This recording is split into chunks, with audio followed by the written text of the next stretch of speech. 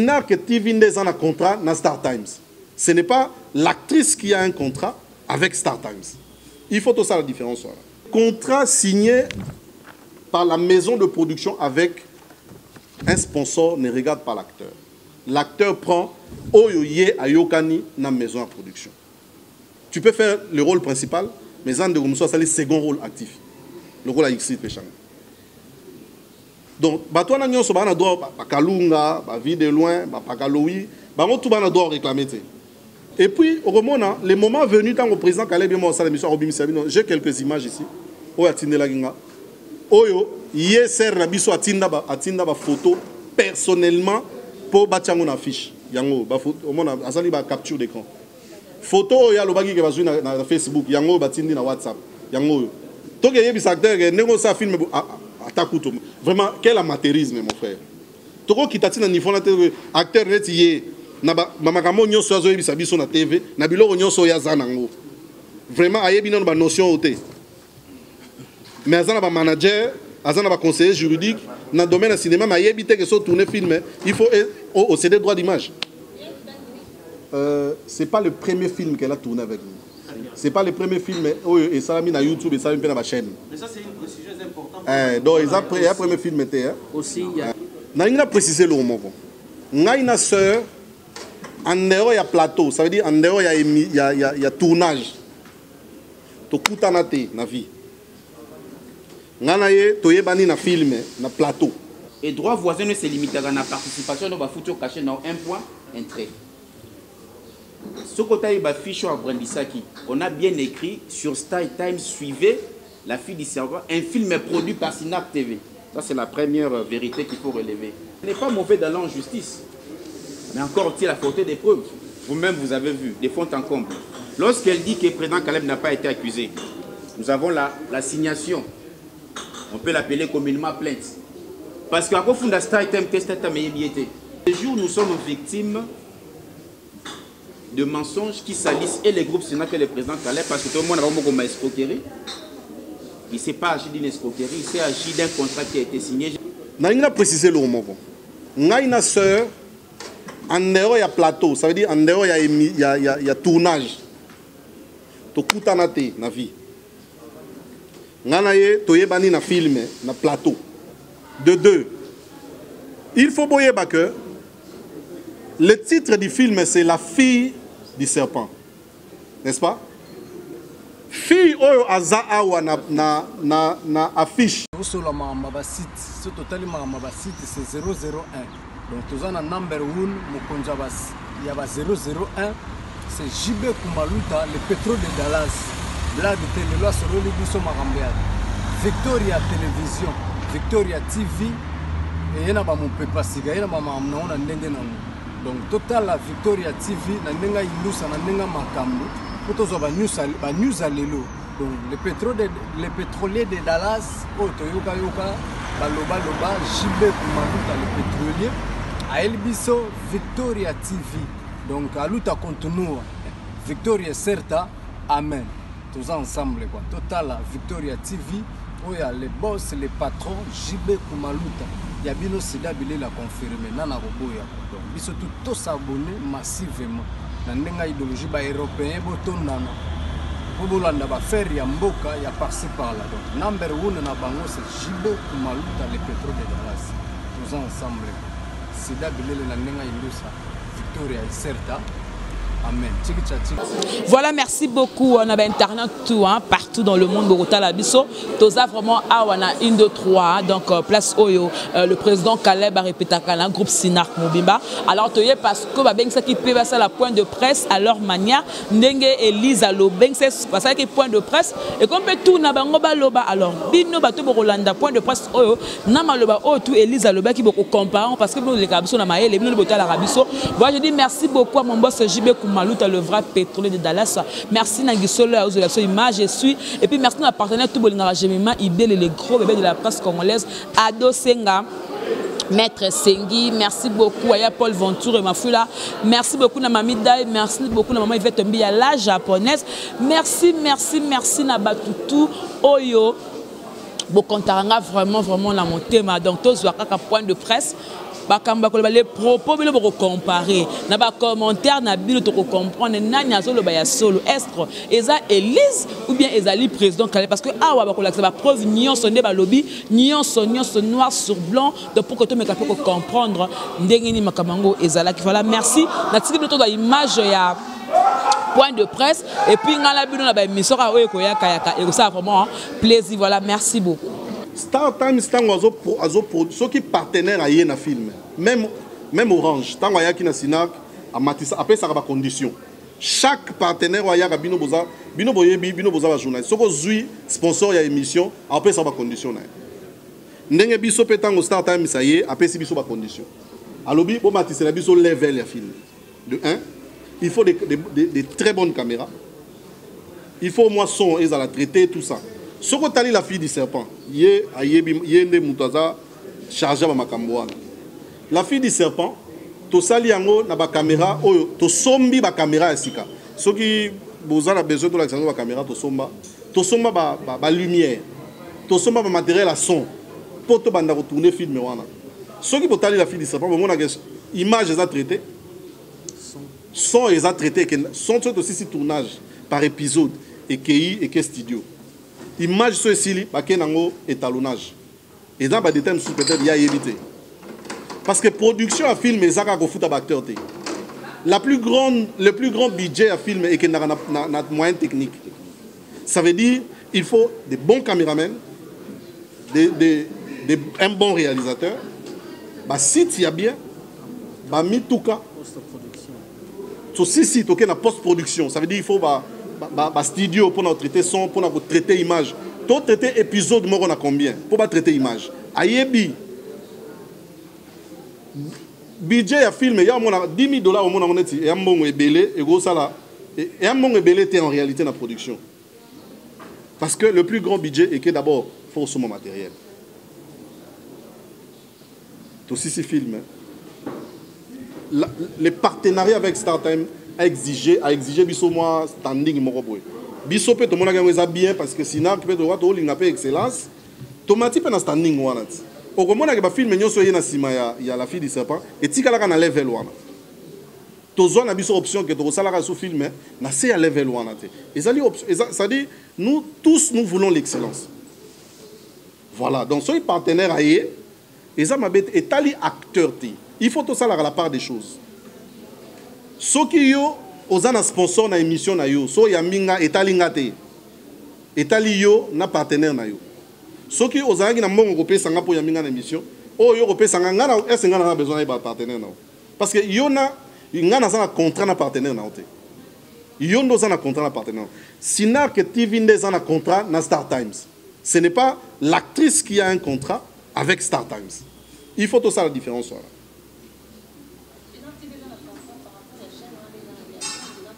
Ça veut dire que pour un film. Mais il y a lobby. Mais approuver en nini parce que bisonde ba kolo film. Tant ceux qui Star Times a produire en ça dit que c'est Star Times qui devait faire un contrat avec elle. N'est-ce pas? C'est ça trois rôles. Tu peux faire le rôle principal, mais en de comme ça c'est le second rôle actif. Le rôle à X péchant. Donc, bato na nyonso bana droit ba kalunga, ba vie de loin, ba pakaloui, ba mo tout bana droit réclamer té. Quand même, ils ont droit à réclamer. Mais réclamer on n'engeni. S'il y a un problème, viens nous voir. Les sponsoring regardent la maison de production. Ça ne regarde pas l'acteur. Ngai na sala ba filmer. Toyaki pe na moi bilom surtout là que ça va précision. Ngai na sala ba filmer. Film oyo na ebité so bandeko boyebi yango kombo na weza kuluna eza na 2 affiches eza même 4 affiches na yena 2 kaka ah on a tous les acteurs principaux na affiche moko et puis chaque acteur ba tient na avant-plan ou à sali principal ni film principal ça veut dire il y a 5 affiches il y a acteurs principaux na 4 affiches oyo okomona nazana na ba preuve mususu awa. Bon, excusez-moi, parce que j'aimerais vraiment que les gens comprennent. Dans le même film,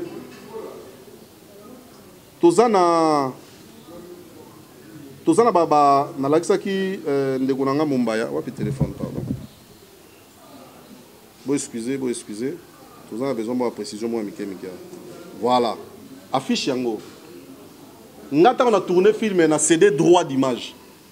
Na film d'accord? Ils arrivent même pas na contrat, ils ont degré à gré. Tango film et bimi Cinekin. Bon excusez moi la cité comme on a. Cinekin place pas diffuser la film. Tango hier, il fallait à ça avant première nango.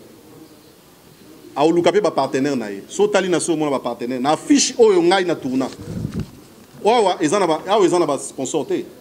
Mais awa au mona ki ba sponsor ba Magic Touch, ba les autres, excusez-moi de citer les noms. Ba partenaire wana etalinga te. Etalié parce que yem tazui marché wana. Les contrats signés par la maison de production avec un sponsor ne regarde pas l'acteur. L'acteur prend Oyoye Ayokani dans la maison de production. N'est-ce pas ça là, généralement. Voilà, donc ça a deux autres questions. Et entrer dans l'actrice et puis le groupe ou l'acteur bienvenu qui parle. Parce que jusque-là, nous allons à un niveau, il y a une justice. Babanaki na contrat gré à gré, les canins à niveau il y a comme carrément la meilleure de simité, à la justice. S'il y a une question pour l'éclaircissement, au-delà, il y a déjà battu. Ma question est est-ce que quand vous savez que le film est là, vous reconnaissez que nous avons déjà une affiche? Parce qu'il y a le but qu'il a été surprise, à mon niveau, il est partout. Donc, on va pour manager, mais c'est pour bien attirer le téléphone, on va photo de les apporter. Est-ce que dans quelle formule que nous avons déjà été d'affiche ou pas? Naouti a expliqué tout à l'heure que lorsque tu tournes dans un film au CD droit d'image, c'est-à-dire au personnage de la fille du serpent. La fille du serpent est un personnage. La fille du serpent est un moutouté. Et un personnage, la fille du serpent, au CD, c'est-à-dire il y a un CD, image n'a pas la fille du serpent. N'a pas se comprendre. Tant au CD, image n'a pas la fille du serpent. Il y a que tant que ça filme, il faut que ça affiche ou accompagner le film. Les teasers, les affiches, ça fait partie du contrat. C'est-à-dire, ce que vous tourner un film, à ça le film, pardon? Un film, moi, ça là, c'est moi, Junior, je na présenté film, on a joué à sortie officielle. Il y a Ophélie, bien. Pour Lewis, on a présenté film. Na salango ya Ophélie, na présenté film na ye, serre na biso wana. Na film wana, bon affiche. C'est-à-dire que tout film doit être accompagné d'une affiche. C'est comme ça. Ce n'est pas nous qui avons inventé la roue. Le fait qu'à céder. Et puis, au moment, les moments venus, tant au président Caleb j'ai quelques images ici. Oyo, yeser Rabiso atinda ba photo personnellement pour bâtir une affiche. Yango, au moment, azali ba capture d'écran. Photo, ya lobaki ke bazui na Facebook. Yango, batindi na WhatsApp. Yango. Voilà. Le moment venu, il y a le but de sur Facebook. Mais parce que Facebook, tu peux ça la télécharger. Deuxième question pour te passer. Est-ce que quand vous tournez un film, vous aurez respecté l'artiste peut-être aussi le Star Play ou sur Internet, la chaîne de la Star Internet? Parce que tout ce qui a été fait a été comme surprise qu'on a. Il y a même mieux qu'on a fait. Le problème de la Star Play, c'est comme si il n'y a pas de truc de film mise en impact. Peut-être que vous donnez qu'un impact sur nous pour montrer c'est pour moi montrer dans un pays selon population. Pardon. Vous croyez que YouTube a moins d'impact que télévision? Parce que c'est ça le problème. Lorsque tu tournes, il faut être comme un professionnel. Lorsque tu tournes un film, normalement avant les gars à la TV et que dans la salle. Il faut être comme un professionnel. Ndena loba wana loba mutaibi magambo bien film est aussi tourné. Oh mon na mukili. Ndengo mon avant bima il faut pas présenter on est au salarié yé. Est-ce que ayebi sa acteur n'est que ba la présentation là? N'est-ce pas? Est-ce qu'il y a des acteurs qui vont faire l'affiche? Est-ce qu'il faut pas y acteur? Qu'il faut faire l'affiche, que tu la présentation, que tu relaxes. Mais le film est aussi un point. N'est-ce pas pour publier ça? Le film est fait pour passer à la télé. Il y a support sur vidéo. Support tout aux vidéo. ezala disque, ezala CD, ezala flash, ezala nini. Les droits d'image, c'est ça, les droits d'image là ici. Nengon nimi ko tourner un film yo pesi image na yo ba salela yango. Ba diffuser yango ndenge ba lingi. Ba yo biso ke ba lingi yo to ça les films pour les gars sur internet. Quand même. Ça n'a pas de sens. Toi qui es acteur, nengo ça film atakuto. Vraiment quel amateurisme mon frère. Toi qui t'attends niveau acteur net yé na ba makambo nyonso azo yebisa biso na TV na biloko nyonso ya zanango. Vraiment ayebi non ba notion oté. Mais azana ba manager, azana ba conseiller juridique dans le domaine du cinéma mais ayebi te que so tourner film, il faut au CD droit d'image.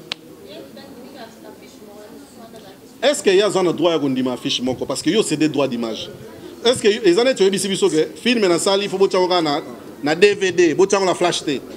Moi je crois maître avocat faut éclairer sur la protection à droit d'auteur, droit image parce que ça nous ramène plusieurs années passées pour qu'on trace problème où ils allaient entre la famille Makoma comme le Wawiba la télé moko en place ça. On va ça la image d'abord exclusivement pour la diffuser sur internet. Mais la télé en clair, bah, on peut comme internet, bah, diffuser en out. Alors, jusqu'où bino au limite qui contrat na bino entre les groupes Sina na l'actrice. Parce que n'engue ya ko déplorer ça diffusion na yé, n'engue ya ko tourner, toujours la même question, ayeba ki ko suka na internet. Et tant que communiquer ça la diffusion, diffuser la télé en place, sûrement c'est que notre contrat bino ko prévoir que acteur na ba actrice nyonso. Mais expliquer biso les droits c'est limite en quel niveau. Bon, maître, pardon, maître Lobanaye, c'est pas le premier film qu'elle a tourné avec nous. C'est pas le premier film, et ça l'a mis sur YouTube et ça l'a mis dans ma chaîne. Mais ça, c'est une précision importante. Donc, il y a le premier film. Aussi, il y a une différence entre la musique et le cinéma. Dans le cinéma, nous avons notre façon de faire les choses. Okay. Nous, après avoir produit, nous avons une post-production. Okay. Après avoir produit, nous avons une distribution. Vous voyez, cette distribution-là, dans la distribution, nous allons voir tout ça, les affiches, les dépliants, les flyers, les panneaux et tout le reste pour faire la promotion en fait, du film. Vous voyez, la musique, voilà, la musique c'est... Et puis, nous, quand on fait un film, dans la réalité, c'est d'abord pour la salle. Vous voyez, après la salle, ça va à la télé, ainsi de suite, ça fait un parcours. Et ça ne concerne en rien l'acteur. Ça, c'est le producteur et les réalisateurs. Eux, ils décident ensemble qu'est-ce que nous allons faire de notre film. Parce que dans l'équipe déjà, Stade Oyo, nous coopérons avec l'acteur. Parce qu'en réalité, l'acteur, on est en train de collaborer avec lui. On lui dit, ok, nous avons besoin de toi pour tel rôle, pour X et Y. Ok, tu es d'accord? Ok, on le fait. Après l'avoir fait, maintenant, on a fini avec toi. Le reste, c'est la promotion et tout le reste, ça, c'est le producteur et le réalisateur. Et puis, pardon, Toto Lobarara. Et puis, et là, Kolobi à Bandego Makoma, il faut que Bangonde Bakolo produit. Net Biso Sinak, toi Bakolo, la fille du serpent. Ce qui chaîne X et tu as un sang que Biso né, il était un fafunda. En fait, hier soir, on a chaîne Moussou Sufa Ben Biso. Ah, c'est la Biso, ah, il y a un film à Bino Bazuan, un film à Bino, ils ont su y été. Il y a Bino. Parce que. Voilà. Merci beaucoup. D'abord, il faut préciser que SINAC est une société commerciale. Ce n'est pas non plus une entreprise économique. C'est un ASBEL. C'est le jeu d'ordre culturel. D'abord, il n'y a pas d'argent. Selon la loi, une ASBEL peut produire des films. Il faut rappeler, le coordonnateur l'a dit, que le contrat a été signé entre actrices, la personne morale de Bengi SINAC. Dans le cas de SINAC, il y a des départements où le corps de Bengi SINAC TV. Ça, c'est la première précision. Deuxième chose, si vous lisez l'assignation, que le cordon a appelé plainte, on peut aussi l'appeler assignation, elle ne nie pas avoir touché l'argent. Touché, pardon. Andimi Naï. Andimi Peka Jouaki de son plein gré, de sa propre volonté. Son problème, elle dit que son image a été utilisée abusivement. Et tout Congolais a le droit de réparer son image. Alors, SINAC refuse ça, pourquoi? Parce que, un, il y a des messages audio, il y a des photos qu'elle a envoyées dans lesquelles elle dit « Je vous envoie plusieurs photos pour Namoko ». De deux, on ne peut pas concevoir un film où vous êtes actrice principale sans photo dans l'affiche. Salama Wapi. Nulle part. Par rapport à votre droit d'auteur, la question du journaliste, il y a une loi qui régit les droits d'auteur. Elle a voté en 86. Les droits d'auteur appartiennent à celui qui a écrit les films ou la musique. Donc, dans le monde de la musique, par exemple. M. Kofi Olomide a cet album. C'est lui seul qui a les droits d'auteur. Ceux qui ont joué à la guitare, ceux qui ont joué à la batterie, ceux qui ont fait des voix, ils ont droit voisin. Et droit voisin ne se limite à la participation, on va foutre caché dans un point, un trait. Ce côté il fiche à Brandisaki, on a bien écrit sur Style Times, suivez La fille du serveur, un film produit par Sinac TV. Ça c'est la première vérité qu'il faut relever. C'est un produit de Sinac TV. De deux, et dans le jugement et dans l'assignation, elle reconnaît avoir consenti. Son problème c'est que, du point de vue social, à mon avis affiche, Naïda Congolais c'est des bons bimi. 100 000. Or c'était un contrat de 10 000 $. Deuxième chose, on n'interdit pas à tout Congolais qu'on soit la recours s'il y a un problème. Vous avez demandé à l'amiable. SINARC, qui est une structure organisée, a écrit à la NPTC. Oui, c'est l'acteur comédien soit Congo. Pour vous dire qu'on était de bonne foi. C'est une sœur, on n'est pas ennemis. Ça, c'est la réponse du président Massoumou. Pour nous répondre. Parce que le président Caleb s'est senti les a de bon, on est prêt, on a nos arguments, mais trouvons quand même une solution pacifique. La lettre a été adressée au président Caleb. Voilà. 2019. En répondant au groupe SINAC. Et qu'est-ce qu'il dit à la fin? Quelles que soient les raisons avancées par l'actrice que nous avons citée, notre démarche est de trouver sans tarder un compromis, car ces problèmes risquent de salir toute la corporation. Ça, c'est SINAC qui était de bonne foi. Deuxième chose, ce n'est pas mauvais d'aller en justice, mais encore il a faute des preuves. Vous-même, vous avez vu, des fonds en comble. Lorsqu'elle dit que le président Caleb n'a pas été accusé, nous avons l'assignation. On peut l'appeler communément plainte. Parce qu'à Kofunda Style Time, elle a fait son contrat avec le groupe SINAC qui est Nasbel. C'est ça qu'il faut préciser. Donc en ces jours, nous sommes victimes de mensonges qui salissent et les groupes SINAC et le président Caleb, parce que tout le monde a vraiment comme escroquerie. Il ne s'est pas agi d'une escroquerie, il s'est agi d'un contrat qui a été signé. Je rappelle qu'en matière de droits d'auteur, le contrat peut être écrit, il peut être verbal. Et ce qui nous renforce, ce qui nous réconforte, c'est qu'elle a accepté avoir touché son cachet. Les vrais problèmes, madame la journaliste, madame, messieurs, les vrais problèmes, c'est qu'elle dit son image a été utilisée abusivement, sans sa volonté. Or, c'est faux. Le cordon va vous démontrer le message audio dans lequel Andy Maki et des deux, ce n'est pas une utilisation abusive parce que le directeur artistique l'a dit, le monde du cinéma est une industrie, c'est un circuit. Il y a la production, il y a le scénario, il y a la distribution, il y a la promotion, il y a l'exposition, il y a même la diffusion du film. On ne peut pas concevoir un film sans affiche, non. Lui, il a joué, il vous a montré les affiches. Son contrat se limite entre Yéna et initiateur à film. Les différents sponsors, vous voyez à la fin d'un film, même là-bas Hollywood, à la fin, il y a toute une liste qui passe. Il y a eu des scénaristes, des effets spéciaux, il y a eu des distributeurs. C'est un peu ça. C'est comme même dans le monde d'Abal, au monde, Canal Plus à son final, il y a Ligue des Champions. Ça ne concerne pas Messi. Messi est payé par Barcelone. Canal Plus à son vidéo. Ce sont des choses mineures qui existent, qui sont réglementées. Nous sommes conscients, il y a une décision qui a été prise, nous sommes un état de droit, un état dans lequel la loi existe et les droits sont respectés. Voilà pourquoi dans leur bâtiment appel, ça là recours. On n'est pas contre la décision du juge, on se soumet. Mais le juge peut se tromper. Le juge peut commettre des erreurs. Voilà pourquoi nous sommes prêts à aller en appel, parce que dans le niveau appel, tout redevient zéro.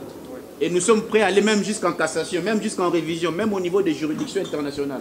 Parce qu'à part la loi congolaise, il y a des instruments internationaux qui protègent les droits d'auteur. Donc je rappelle qu'en matière de droits d'auteur, l'auteur principal demeure le président Caleb et les autres n'ont que des droits voisins.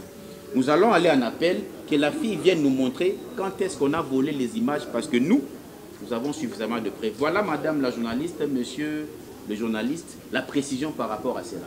Voilà, merci pour la précision. Moi, je pense que ma réponse est assez précise. Vous pouvez permettre à tous les canaux, étapes c'est important, j'espère que nous avons une exception à ma question. Dans un on a procès. Beaucoup n'ont pas compris comment est-ce que, comme il m'a on a procès, tout le monde a une appellation à la proche à la population et aboutir à quelque chose, et puis nous avons appel. Quand on a une étape, il y a des gré à gré, négociation à l'amiable, procès, et puis tout le monde a fait ce que nous. Ni n'y a empêché que nous, parce que selon version, il y a une éclairée opinion. Selon version, bino pour réussir de collection à l'amiable. Il y a qui est à l'amiable, bino pour fonder na NTPC, bino. On a comme l'impression bino ndem pour bandi mabe pour que toi qui alors tout ce qui est niveau de contrat, tout ce qui est dans marambo, tout ce qui faire avancer biso pour toi niveau de par rapport, il y a le fait que Alinga qui est à l'amiable. Ngai asitaki kombo nanga obike asombelanga mai tout ça bon ngai tant que aussi film wana quelques jours après président Gendai Poto donc ça valide version ya président Gendai Poto pas le même jour na uti ko loba que président da résident na Poto awa ya musala c'est-à-dire azana droit ya rozonga Poto quand il veut akendaki poto na ye normal parce que le film est fini nga nazali c'est-à-dire soki ke likambo ezali ou bien mbongo kofuta nga nazali bandeko bazali oyo bureau ezali oyo ko régler situation on a même après ye voilà les problèmes te ngai nakendaki Matadi parce que toza pe na groupe Sinar na Matadi tant le président voyager tant aussi si film le temps ils ont la montage Matadi pour réglementer la situation kuna. Le président m'appelle pour me dire que la sœur est malade. La sœur est malade, il fallait prier pour elle. Mais je le suis. Est-ce que pour prier pour elle, il faut Matadi. Donc de là-bas, je ne peux pas prier. J'ai prié. Tu sens quand elle parle, elle dit, intercesseur Nazélati, donc vous sentez vraiment qu'elle doit minimiser. Mais j'avais prié pour elle. Peut-être que les vivants, ils ont peut-être pour ne pas prier. Mais bon, elle minimise, c'est pas grave. Tant qu'on a je l'ai appelé. Je vais préciser le mot. Il y a une soeur, en dehors il y a plateau, ça veut dire en dehors il y a tournage. Tu as na vie. Nganaye toyebani na film na plateau na mona na TV yepa mona na TV mais kokuta na ngana ye za na tournage je précise je l'ai jamais vu elle m'a jamais vu en dehors il y a plateau mais il faut rappeler aussi que vous êtes arrivé à annoncer film na ye tout à l'heure oui ça veut dire que en dehors il y a plateau ça veut dire en dehors à scène quand je suis venu sur scène pour annoncer son film. En dehors du travail, je prends comme ça, pour le plateau peut-être, en dehors du travail, il y a cinéma, mais quand je suis rentré, je l'ai appelé. Mais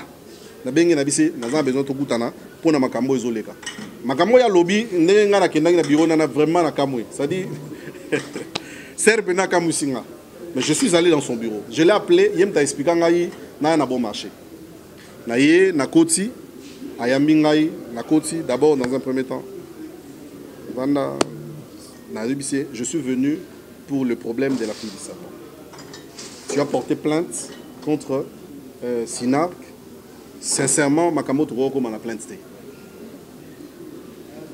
Amandi ko expliquer nga président abimi seninga ba fiche oyo ya abeta ku masolo teke to sola ina mangamwana ta ba to solo mangamwana te abimi seninga ba fiche oyo pour me dire que ba exploiter image na ye to yokana ki boité ngai junior na bandi ko expliquer makambo yo na ina expliquer sikoyo na lingi ba ndeko bo comprendre makambo na ina expliquer sikoyo na expliquer ye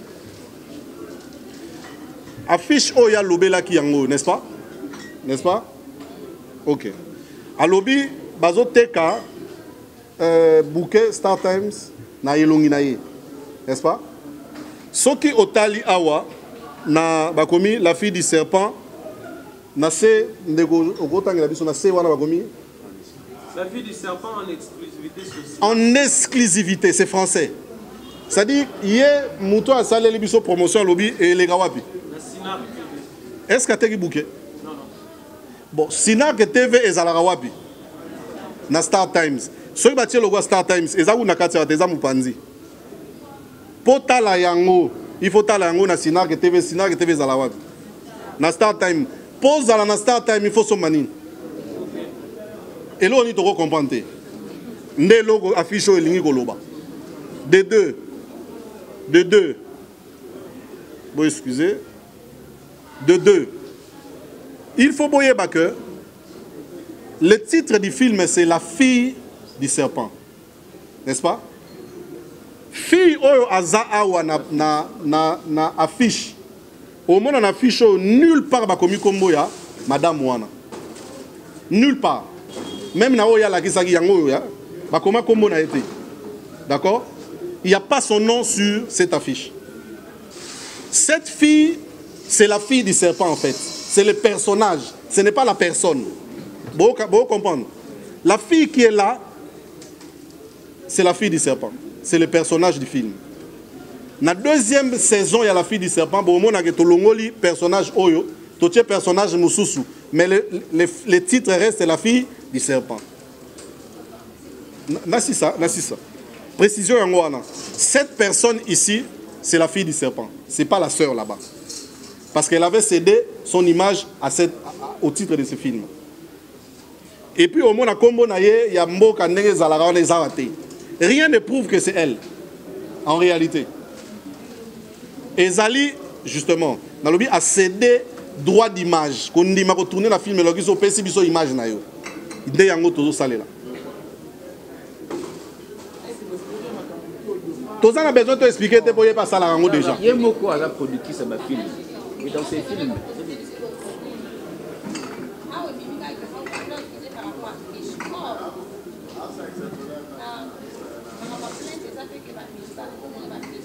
Ça, ce sont des blagues. Ça, ce sont...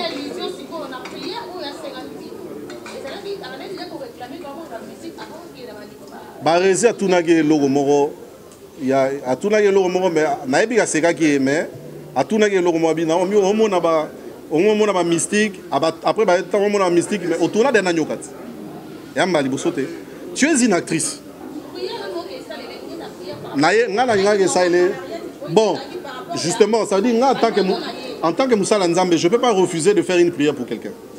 Ça, c'est mon travail de tous les jours. En tant qu'un enfant de Dieu, un serviteur de Dieu, on n'a pas besoin les prières de si elle en a besoin. Ça, c'est vraiment rien. Mais pour la tourner, film, on a mystique et tout ça, sincèrement. Il y a tout à gagner la nyoka aussi, vraiment. Bon, vraiment, ça, ce sont des blagues. Barézia Yebi, a gagné la nyoka, il faut passer. Ça, ce sont des petites histoires. Tu tournes un film, de guerre, tu tournes un film de danger, dans un cimetière, donc il n'y a rien. Vous comprenez? C'est essentiel. Je crois que par rapport à l'affiche, par rapport à l'affiche, je crois que vous avez compris ce que je dis. Alors, film est exclusivité à Sinark TV et non à Star Times. C'est clair. Et ça, il y a Star Times T. Et ça, il y a Sinark TV. Il y a une précision.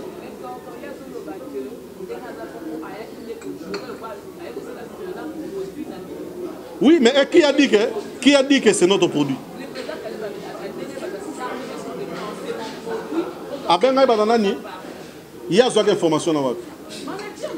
Manager n'a pas de il y a lobby que a produit na biso. Nanyangwa yebisiye muta start time ni nyangwa yebisiye que biso il y a le bagarre s'il vous plaît. On doit pas s'amuser avec des gens. Il y a lobby, je viens avec des preuves. C'est ça qu'il a dit non? Preuve ni nyangwa memagi. Il y a Moutouni, attends comment Moutou a pensé que Aïb Saïd Bangoge, Toloba a produit Nabiso. Mais même à Tolobi que maman, Bilo Wibana Kaleba Bimisa, on ne peut pas mesurer Charlène Benz, na négoa, ça entre nous, malgré tout ce qu'elle peut avoir, tout ce qu'elle a dit avoir. Il faut arrêter. Tous les Kaleba on dit bon, il y a Rosa moi la Kaleb, soit d'ailleurs moi la Marie-Hélène, Rosa moi la Kaleb. Hein? Ce cas là qui na groupe les réveils. À cause d'un groupe Sinark, ou bien parce qu'il y a un danger pour les actrices à Sinark. Il faut arrêter. Hein? Est-ce qu'il y a un tournage dans un film? Je ne suis pas contre le fait qu'Aloba a produit un bisoté, c'est normal. Ici, le péchant a produit un bisoté, si l'Aza produit un bisoté, mais Dina n'a pas produit un biso, Béline n'a pas produit un biso, Thérèse n'a pas produit un biso. C'est grand, on peut se limiter là. Donc, il y a un problème dans les Babilo, ça, ce sont des fantaisies. Parlons ce qui est essentiel. Tous à la maïele. Et là, on a regretté ça que on ne lui a pas posé des questions. N'a point de presse. On ne lui a pas posé des questions intelligentes. Sincèrement. explique-moi que personnage na personne, ils ont des choses différentes dans le cinéma. Nga naza junior. Mais si on a joué le rôle, il y a Soda. Est-ce que c'est Junior qui joue le rôle de Soda ou j'ai cédé mon image? Qu'est-ce qu'il ne faut pas comprendre là-dedans? Alors, toi, avancez parce que dans les voilà. Donc, combien d'étapes il y a appel fait ça dans la procès? Vous avez en tout cas très clairement expliqué. Mais qu'est-ce qui n'a pas marché pour que on a comme l'impression jusqu'à là, sur le bateau, ça l'appelle, c'est que quand on comme des gagnés, Nini ne sali que pour réussir avec toutes ces preuves pour brandir en mon justice, il a gagné bino besoin en appel. La ligne ne peut éclairer puis sur quoi n'importe quoi. En fait, dans un état de droit et cas structuré, ceux qui basent l'appel na vie, tout va voir des recours. C'est parce que comme on dit à latin, errare humanum est. Un homme peut se tromper. Il y a même un livre que je viens de lire il y a 2 jours, les erreurs judiciaires, ils en ont 400 pages. Nous n'avons pas les pouvoirs de critiquer la décision des juges, mais nous savons comment fonctionne la justice en Afrique. Ceux qui basent l'appel, basent la cassation, basent la révision, basent la pour dire que toute personne na Congo, ailleurs dans le monde, a un droit pour attaquer une décision de justice.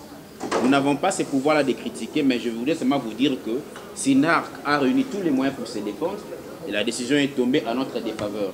Nous avons la ferme conviction, au regard de tous les éléments démontrés, au regard des témoins qui sont prêts à venir témoigner, de changer la donne au niveau de l'appel. Nous comptons d'abord sur Dieu parce que SINARC est un groupe chrétien, mais nous comptons aussi avec les nouveaux mouvements, les nouveaux vents de la justice qui nous manquaient. Nous comptons sur la conscience des juges et surtout, nous comptons sur tous les éléments que nous avons. Et nous avons l'assurance qu'à niveau appel et au Simba, même jusqu'en cassation, même jusqu'en révision. Voilà ce que moi je peux vous rassurer. Boyebi célèbre histoire, il y a France, il y a Omar Adam. Moutoumora Bimazonga Boy, patron Naya Koufaka. Ce monsieur a été condamné à mort. C'est après 10 ans, il ses raisons. Il y avait une erreur, les erreurs dans la vie peuvent exister. En tant que SINARC, en tant que groupe structuré, on n'a pas les pouvoirs de critiquer. Mais nous avons fait notre recours et nous mobilisons les moyens ensemble avec StyleTime qui est notre sponsor pour changer la donne, pas en critiquant, mais en apportant des preuves de te démontrer à moi. Voilà ce que je peux dire en tant que technicien à groupe en matière et à administration. Pardon, tu pouvez dire que il y a le bagage à accuser Caleb T. Hein? Tu pouvais que Caleb Azali. D'accord? Parce que à l'objet qu'on a fondé Caleb T, il y a fondé la société. Et consort, mais bien au moment du consort, tu lobby 1 société, 2 Caleb est bienvenu tout Keban. C'est clair. Je crois que vous avez une précision importante. De 2, à lobby que ça qui $100 000.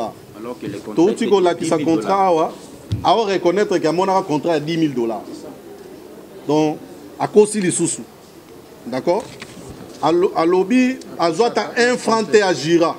Mais awa, mettre autre temps à reconnaître que à Joua, à Zoapembongo, va utiliser ma baie. Awa, c'est ça la signature. Yango. D'accord? À Jura qui n'a pas bananaï. De 3 à lobby que ça j'ai expliqué, ça ce sont des fantaisies inutiles. Moi je suis allé la voir pour cette raison. En dehors de cette raison, Ngalazali DG, directeur général de la chaîne de la télévision SINARC TV. Directeur général. Donc on a dirigé la chaîne et produit des films. Comment on a eu le contrat? Contrat à Bissomoro. Ça ce sont des fantaisies. On est trop haut pour ça. Quand on veut réduire les gens, même dans le grand frère Nanga Lewis, je regrette. Vraiment, on a minimisé le grand frère Nanga Lewis. On a regretté ma baie. Moi, je suis allé dans son bureau pour parler de ces. On a retiré plainte. La TV vers le bon dire, il y a bien. Mais il m'a manqué de respect. Ça, je le dis devant les gens. Mais ce n'est pas important qu'on en parle. On a eu un problème. On a retiré plainte, il y a réponse au Yapesanga. Je laissé na mayo à Pesanga na melade na tigela on a bio na bima. Na bima na ki. Écoutez, nous ne sommes pas venus pour se défendre contre elle. Toya ko expliquer marambo ya lobagi. Tolingi to éclairer opinion parce que tous ba fanatique balinga biso. Tolingi ba mama na ba émotion te. To ça la ranzonzing, to ça to comme na niveau ba film ba production ba $100 000 te. Caleb azana mbongo te. Bon, on a Range Rover à Tambola. On a Range Rover avant Star Times. Range Rover en Europe, et ça en Europe à Sikate. Et ça, à moi la mobile, il m'a reçu bunda na vie. Moi, je comprends qu'on dirait que, et là, mon pasteur Moïse Mbi, on dirait que les gens qui réussissent hein, commencent à déranger les autres. Il faut gagner de l'argent honnêtement, frères et sœurs. Et ça, la liboso te sœur wana afunda pona magambo. Vous voyez bien, afunda vient d'abiso de vos. Elle a nié ça, mais nous on a l'action même publicité, on a fondé là. Moi je vais pas besoin de la publicité, mais la véracité, la véracité, qu'elle dise ce qu'elle peut dire. Nous on vous a monté, il y a le bagage, on a ma preuve. Barézi aux Alagikuna. Est-ce que tu as vu le document? Ou tu n'as vu que les affiches? Nazana, notre message vocal, si je peux vous faire écouter ta mokokaka. Hein? C'est encore mieux on a microphone. Oui. Oui, oui. Oyo azolo bana président que on a tinda 5 photos nous c'est clair net ndeni. Azo comprendre té. Bon, na tinda la photo non, na tinda 5 photos eza yango té. Voilà. Ce qui eza yango té na tinda yo 5 photos. Ce qui est clair té. Natinda nenge nini. Soko eza clair té na bakisa mususu, c'est ce qu'elle a dit. Ma photo yango wana na se. Oya tinda. Donc j'espère que pardon? Non, mais ou bien je me répète. Est-ce que je peux me répéter?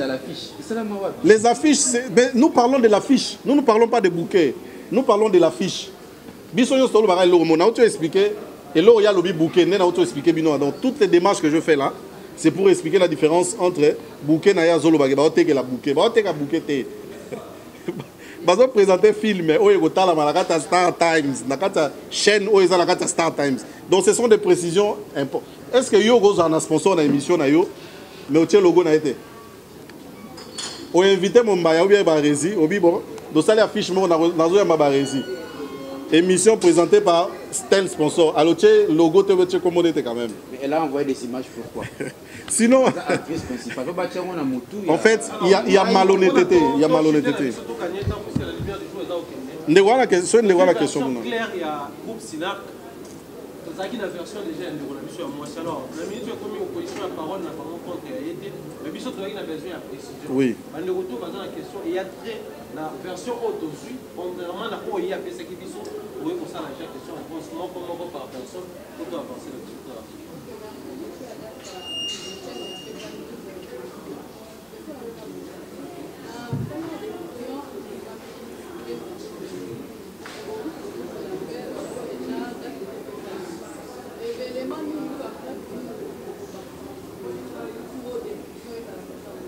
Bon, c'est une démarche judiciaire, c'est une bataille judiciaire, ce sont des stratégies qu'on ne peut pas dire ici, mais ce sont des moyens qui existent, les images qu'elle a envoyées. Là, c'est une stratégie interne, mais nous sommes prêts à aller en appel, et nous en avons l'élément suffisant, mais la logique, la déontologie, et permettre que le baron sera, mais ils allaient sur place.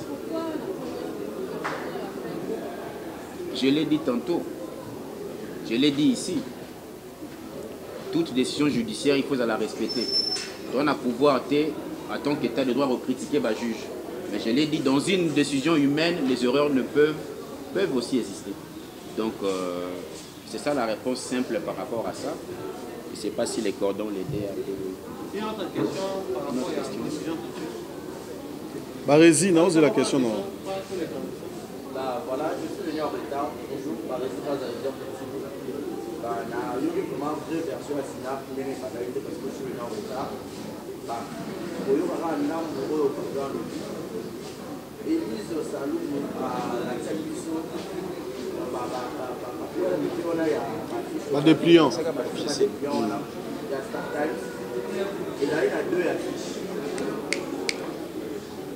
Affiche. Mon corps, c'est pas mon nyonso. Na oyo moko azaye moko séparé. Hier à l'hôpital, il y a des reportés contre photo oyo ya yemo voilà. À l'hôpital oyo né daki affiche. Nani mdalobi ye to biso. Donc entre ye na biso hein biso ne ba kolo film. Ya m kolo film té. Biso ne to décider quelle affiche est la principale. Ça, c'est une précision, n'est-ce pas? C'est nous, Bissonne va le film. Je me répète vite fait, hein, s'il vous plaît, permettez. C'est un même film avec des affiches. Le même film, hein, mais avec... Ils ont 5 affiches. La PS aura 2. Ça dit, oh, ils ont bisognoso, oh, ils ont un avant-plan. Moussou, c'est acteurs principaux. Hein. Donc, ça arrive. Oh, ils ont même chose. Ils ont filmé les acteurs principaux. Après, ils ont une affiche. C'est comme ça que ça... Ils ont promotion. Promotion, ils ont une autre affiche. Les affiches, c'est pour la promotion. Ça ne se vend pas.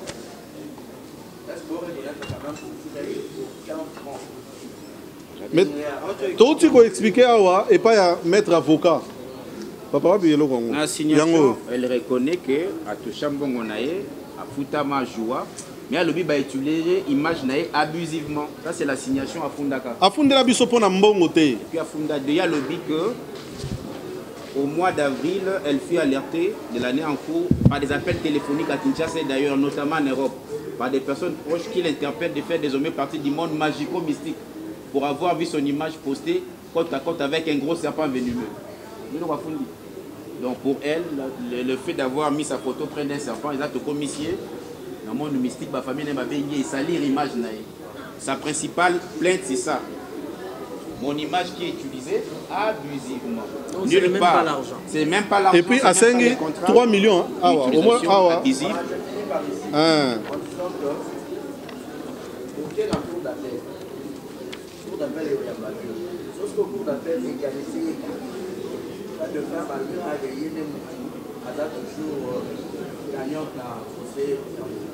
Il n'y a pas de problème. Avant Maître Aloba, il n'y a pas de problème. Nous, on fait confiance à la justice congolaise. Maître Alobi, il peut y avoir des erreurs, mais ceux qui courent Oyo, attendent qu'il va courir rebelle, il y a un cours de cassation, le cours de la juridiction internationale. Donc, en fait, on peut aller plus loin parce que le problème, c'est la mauvaise foi. Barézi, un producteur de film. La Tekiote. Tu produis des films Nzonzing. Tu sais comment ça fonctionne, mon frère. Dans les films ici, toi, tu sais combien tu donnes à tes gars pour te tourner un film. Ce n'est pas les premiers films que notre sœur joue avec nous. Mais si elle reconnaît, voilà, si vous novelas. Problème exacté. C'est ça le désir de tout le monde, et de toi, et de moi. L'objectif, c'est de changer le cinéma congolais. Et ça bien. Mais si le fait que tu joues avec Ursule Péchanga, Vie de loin, Pakaloui, Mama Kaluma, Sifa, Ngaï, Larocque, les autres. D'accord? Avec les mêmes thématiques. Awa, et l'autre, traitement à image, traitement à son, n'a pas caméra à utiliser.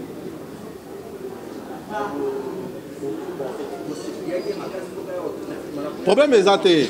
Acteur Nyonso, d'abord, et ce sont des choses qu'on ne peut pas parler. Barézi, Ngaï en tant que réalisateur, Larocque en tant que réalisateur, ceux qui ont réalisé Ngaï dans le film, Ngaï est acteur, il y a des réalisateurs, il faut s'y plier Ngara. Junior, l'hôpital tourné, Junior, l'hôpital tourné, prépare-toi déjà aux alans à 8 heures. Hein? Je crois que c'est ça la explication. Vraiment, l'hôpital alans à 8 heures, s'il te plaît. Et ça, la marabongo, même dans la film, tout ça, sincèrement, je suis désolé, je vais le dire. Dans la film, dans Canal+, la TV5, TV5, A+, France O, ainsi de suite. Je sais comment ça marche. Hier, vous avez grâce à moi, Orange, vous avez parlé. Orange, vous avez mais biso, pardon? Azalara fragile. Il y a un moment qui va tirer mon car et qui est. Et puis une précision, peut éclairer opinion. On n'a pas fait cette émission, s'il vous plaît. Tu dois éclairer vraiment opinion. Tout ça, l'émission, on a un double objectif. Le premier, c'est d'éclairer la population congolaise. Parce que le président Caleb Sali, je vis dans certains médias, il a escroqué Moutou. Il n'y a rien d'escroquerie, c'est une affaire civile. L'escroquerie, c'est une affaire pénale. Ça, c'est la première précision. Nous sommes venus parler au nom des SINAC pour éclairer qu'il y a eu un contrat qui a été bel et bien signé. Aujourd'hui, la dame réclame par rapport à l'image, on en viendra. Deuxième précision, nous avons été déçus et nous sommes prêts à affûter encore nos armes à Poto Kende. Donc, on n'est pas venu pour critiquer. tu es éclairer opinion par rapport à ma preuve. Parce que nous avons des fans. Des fans qui pensent qu'il y a escroqué. Ma fan, on a la commentaire lobby na direct au salagi. Certaines personnes tant bayo qui est ba lobby vraiment Caleb salifo. Voilà pourquoi. C'est normal pour bayo qui est. Mais maintenant Barési, toi tu étais là. Alors il y a la preuve. Moi j'ai pas vu un papier comme ça. Hein. Mais moi je t'amène de preuve. Comment Moutou na maël na biso ba journaliste. Moutou a roye biso que biso to funda ki Star Times. Mais Star Times nde Moutou à côté ici Caleb. Est-ce que c'est ça normal? Est-ce que vraiment même on peut pas quand même nous massacrer comme ça, on est des intellectuels. Non, la mais Star Times ça bien Caleb na plainte na yé. C'est le 4 octobre. L'action a commencé le 4 octobre de Madame Tell contre Star Times et ça 1 à 2. Elle rapproche Star Times d'avoir affiché son image et rapproche Caleb d'avoir permis de diffuser l'image naïve. Mais elle reconnaît avoir touché son argent, avoir joué, avoir été actrice principale. Donc elle a accusé Caleb. Pourquoi? C'est du mensonge. Et là, on sali aux Owangana. Mais on comprend que c'est Banganini. Parce que vous foutiez un bon, on a pas bon, par exemple, tous les calamations, voilà.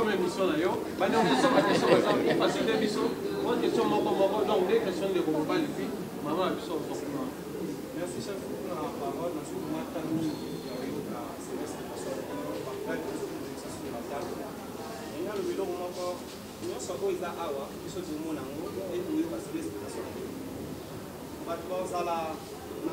Autorisation, peut-être qu'on va la vérifier pour voir pour la article place problème dans la tribunal. Oui, biso beto ye kato si vous voulez. Non, nous voyons nango pour ça voilà. Moi je dois ça le ça a ba ba maintenant au tient on a la télévision, na ba tout sur vos informations pour ça a wa télé au temps la police peut-être pour il va la marquer jour ce procès. A pour vous y a la mode de faire qui sont pas pour y a la mode pour les soirs. Mais ce là pour yo on va ça comme né. Donc à autant la ba crâne ya cinéma ya ba biso ba dire le personnage oyo ba baikana na ba porte ya pour le pesa ba baikana na fait. Donc on a la carte. Le on va checker non. Tout ça vous ça a été tourné le pour à la 6. Donc on a le na cinéma na biso. Chef, na on signé contrat na pour cinéma. Na tourné par ça pour une moment pour si j'ai ça. Na signé contrat ya si j'ai ça. Na signé contrat que base na ba chango na pano. Ba chango soit na balaba. Bien sûr les autres c'est signé. Voilà, pardon, la première fois, j'ai vraiment de la presse. Côté pourquoi le pic a joué la banane, soit la soit. Sinon, ce qui peut nous évoquer dans Moscou, et que, à l'hôpital, non, dans la soit là. Maintenant, qu'est-ce que vous allez faire? Pour me mailler, pour que ça la test, qui va dire qu'on la soit pas été infectée, et on va donner la personne qui est en la prière, pour ça la tête. Voilà, mon fantaisie, on a yango goûté. Ça, ce sont de. Nous, on ne peut pas. Pour la caprice. Vous comprenez, hein? Nous, on n'est vraiment pas là pour la caprice, la esthétique. Azana droit ya koloba ou ya koloba. Na uti koloba. Nazana ba photo. Oh, on a peine à tindela hier. Nazana mo. Oh, nyo kapaza. Au moins, il bakanga ni nam nordo. Soit. Biso mo peto simba gedo. Voilà zaba. En tout cas, excusez-moi, je ne suis pas là pour ces caprices. Il y a une émission. Il y a une esthétique à Bouzoba. Nous, on ne peut pas entrer dans ça. Et bon, à droit, on se limite à l'objet à demande. Elle a accusé pour l'image. Oui, on reste sur l'image. C'est l'image qui est mal exploitée. Elle n'a dit nulle part que ça ne donne pas. Même juge d'appel, on s'est limité qu'à un objet à demande. On ne change pas. Parmi les groupes où ils ont milité pour que le cinéma soit moins en vol. Les autres, tous à la fière, le groupe à théâtre, ils ont la chaîne Nango. Pardon? Ils ont milité. Voilà. Ils ont milité, ça veut dire ils ont bunda pour que le cinéma congolais soit en vol. Ça veut dire que tout le monde n'a pas bassesse. Tout le monde. Je ne voudrais pas que tout soit terme novelas ya bapaya, tout longola nzonzing na biso. C'est comme tuer la rumba pour te faire comme mususu. Moi je pense que ce qui sinak que namoni cinéma congolais etikala nzonzing même ate komi en plein nini to garder mon nzonzing et au ça la biso ezala identité propre na biso que to utiliser par exemple Novelas je ne voudrais pas eza chaîne à télévision lokola Sinark TV ceux qui peut-être lobby bon to là tisa cinéma congolais Sinark TV quand même ça va parce que Novelas c'est la chaîne donc restons vraiment tous sa famille le cinéma congolais le théâtre congolais tous a pas de différence tous soit naka mais tous sa famille on peut régler cette histoire entre nous oui bien ndeko même on a justice c'est aller vite en besogne to expliquer nous so ana déjà to expliquer nous so ana déjà lettre à NTPC zali auto kenaki na NTPC donc voilà sincèrement le groupe Sinark n'est pas là pour faire mal aux gens. Le groupe Sinark est là pour tourner des films. Nous existons pour ça. Et nous, on continuera à faire ce travail. Voilà. C'est tout ce que nous, on peut dire pour le moment. Voilà, merci beaucoup. Barési, je vais t'accorder une émission. J'espère que vous pourrez chaque fois ma question aux ala pour faciliter il n'y a pas de problème. Merci. Merci na Bandegonyo so balingaka biso, merci na Binope. Que Dieu vous bénisse. Merci. Ce total site c'est 001. Donc tous en number 1 Mukonjabas. Il y a 001. C'est JB Kumaluta, le pétrole de Dallas. Blague de télé sur le Libiso Marambia. Victoria Télévision, Victoria TV. Et il y a mon papa siga, il y a maman na ndenge na. Donc total la Victoria TV na ndenga ilusa na ndenga makambo. News à l'élo. Donc les pétroliers de Dallas, Toyoka Yoka, Baloba Loba, JB Kumaluta le pétrolier, à Elbiso, Victoria TV. Donc à Luta continue, Victoria Certa, Amen. Tous ensemble quoi. Total Victoria TV, où il y a les boss, les patrons, JB Kumaluta. Il y a bien aussi d'habiller la confirmer, Nana Roboya. Donc ils sont tous s'abonner massivement. Nandenga idéologie ba européen botondana pour bolanda ba faire ya mboka ya par-ci par-là donc number 1 na bango c'est JB Kumaluta le pétrole de Dallas tous ensemble sida bilele nandenga indusa Victoria Certa amen.